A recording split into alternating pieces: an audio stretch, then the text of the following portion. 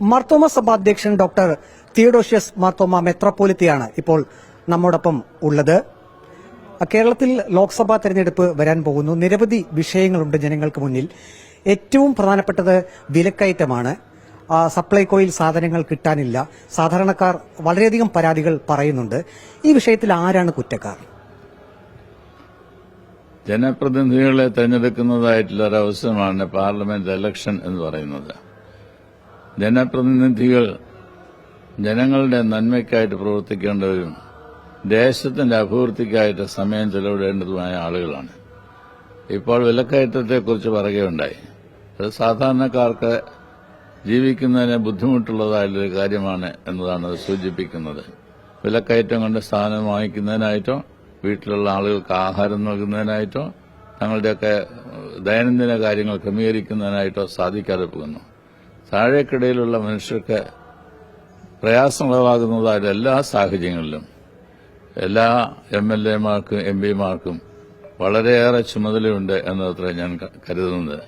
അതുകൊണ്ട് ആരുടെയാണ് കുഴപ്പം എന്ന് ചോദിച്ചാൽ ഇതിന്റെ സംവിധാനത്തിന്റെ പ്രയാസമാണ് ഏറ്റവും ആദ്യം കാണാനായിട്ടിടയാവുന്നത്. എന്നാൽ ഏത് സംവിധാനമാണെങ്കിലും ജനങ്ങളുമായിട്ട് സമ്പർക്കം പുലർത്തുന്നത് ജനപ്രതിനിധികളാണ് എന്നുള്ളതുകൊണ്ട് തന്നെ കൂടുതൽ ചുമതലയും ഉത്തരവാദിത്വമുള്ളവരായി പ്രവർത്തിക്കേണ്ടതും അങ്ങനെ പ്രവർത്തിക്കുന്നതായുള്ള ആളുകളെ ഓരോ കാലങ്ങളിൽ തെരഞ്ഞെടുക്കേണ്ടതും രാജ്യത്തിന്റെയും ജനത്തിന്റെയും നന്മയ്ക്ക് ആവശ്യമാണ്. ഇപ്പോൾ പത്തനംതിട്ട ലോക്സഭാ മണ്ഡലം, കോട്ടയം ലോക്സഭാ മണ്ഡലം, ഈ രണ്ടിടങ്ങളിലും റബ്ബർ കർഷകർ ധാരാളമുണ്ട്. ഒരു കാലത്ത് റബ്ബറിന് കേരളത്തിൽ മാന്യമായിട്ടുള്ള ന്യായമായിട്ടുള്ള വില ലഭിച്ചിരുന്നു. കർഷകർക്ക് യാതൊരു പ്രതിസന്ധിയുമില്ലായിരുന്നു.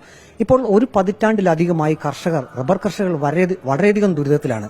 അത് കേന്ദ്ര സർക്കാരായാലും സംസ്ഥാന സർക്കാരായാലും റബ്ബറിന്റെ വില വർദ്ധിപ്പിക്കുന്നത് സംബന്ധിച്ചുള്ള നടപടികളിലേക്ക് പോകുന്നില്ല. ഏറ്റവും ഒടുവിൽ സംസ്ഥാന ബജറ്റിൽ കേവലം 10 രൂപ താങ്ങുവില വർദ്ധിപ്പിച്ചിട്ടുണ്ട്. ഇത് ഈ ലോക്സഭാ തെരഞ്ഞെടുപ്പിൽ റബ്ബർ കർഷകരുടെ ഭാഗത്ത് നിന്ന്, റബ്ബർ കർഷകർ മാത്രമല്ല കാർഷിക മേഖലയിൽ കാർഷിക വൃത്തി ഉപജീവനമാക്കിയവരിൽ നിന്നൊക്കെ എത്തരത്തിലുള്ള ഒരു പ്രതികരണമായിരിക്കും ഉണ്ടാകാൻ സാധ്യത? കാർഷിക മേഖല എന്ന് പറയുന്ന അവസരത്തിൽ റബ്ബർ തന്നെയല്ല, ഇതിന് വളരെ അടുത്ത സമയത്ത് തന്നെ കൊക്കോയുടെ പ്രയാസങ്ങൾ നാം അനുഭവിക്കുകയുണ്ടായി. എന്നാൽ ഇപ്പോഴും അടിസ്ഥാനപരമായി നാളികേരത്തിന്റെയും നെല്ലിന്റെയും ഒക്കെ കാര്യങ്ങൾ വളരെയധികം പ്രയാസകരമായിട്ടുള്ള നിലയിലാണ് മുമ്പോട്ട് പോയിക്കൊണ്ടിരിക്കുന്നത്.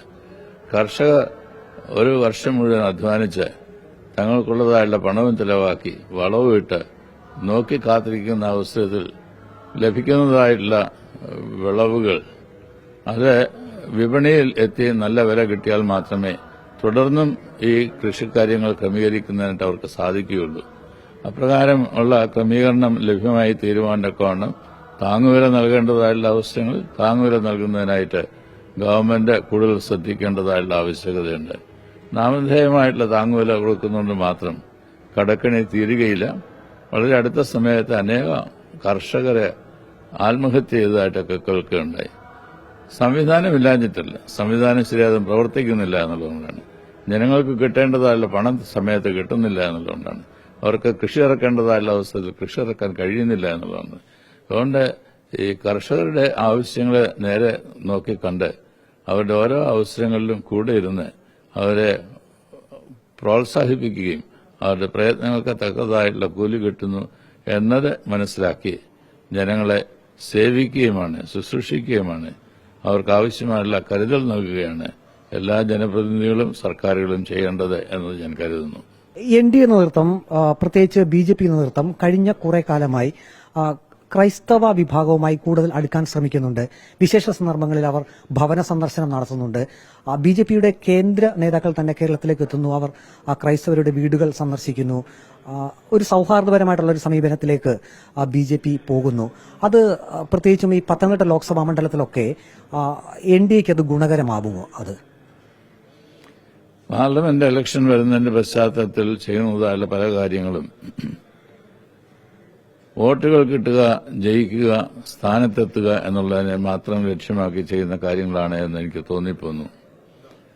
അങ്ങനെ സ്ഥാനത്തെ പ്രവേശിച്ചിട്ടുള്ള ആളുകൾ അവർക്ക് ലഭിക്കുന്നതായിട്ടുള്ള സംവത്സരങ്ങളിലൂടെയും ദിവസങ്ങളിലൂടെയും ജനക്ഷേമത്തിനായിട്ടും രാജ്യത്തിന്റെ അഭിവൃദ്ധിക്കായിട്ടും പ്രവർത്തിക്കുന്നത് ഞാൻ കാണുന്നില്ല. അങ്ങനെയുള്ള ഒരു പശ്ചാത്തലം പെർപ്പച്വേറ്റ് ചെയ്യാൻ തക്കവണ്ണം, തുടരുവാൻ തക്കവണ്ണം ഇടയാകരുത് എന്നതാണ് എന്റെ ആഗ്രഹവും പ്രാർത്ഥനയും. പല രീതിയിലാണ് ജനങ്ങളെയും ജനപ്രതിനിധികളെയും ജനങ്ങളുടെ ഇടയിൽ ശുശ്രൂഷിക്കുന്നവരെയും എല്ലാം തങ്ങളോട് ചേർത്ത് നിർത്തുവാനായിട്ട് ആഗ്രഹിക്കുന്നത്. ഒരുപക്ഷെ ഭക്ഷണം നൽകിക്കൊണ്ടായിരിക്കാം, ഒരുപക്ഷെ മീറ്റിംഗുകൾ വിളിച്ചുവിട്ടുകൊണ്ടായിരിക്കാം, ഇല്ലെങ്കിൽ സന്ദർശനാവസ്ഥയിൽ കാണണമെന്ന് പറഞ്ഞുകൊണ്ടായിരിക്കാം.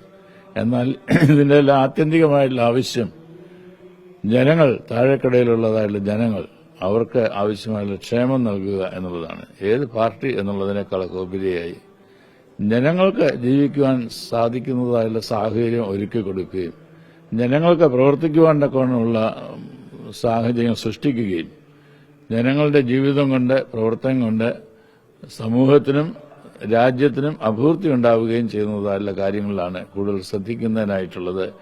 അല്ലാതെ ബിസിനസ്സുകാരെ മാത്രം ആശ്രയിച്ചുകൊണ്ടോ തങ്ങൾക്ക് കിട്ടുന്നതായുള്ള പണം അല്ലെങ്കിൽ ധനത്തിന്റേതായുള്ള വിനിയോഗം, ഇതിലുള്ളതായുള്ള ക്രമീകരണങ്ങളിൽ ആകൃഷ്ടരായോ ജനത്തെയും രാഷ്ട്രത്തെയും മറന്ന് പ്രവർത്തിക്കുന്നത് ഒരിക്കലും കരണീയമല്ല. അങ്ങനെ ഉണ്ടാവരുത് എന്നതാണ് എന്റെ ആഗ്രഹവും പ്രാർത്ഥനയും.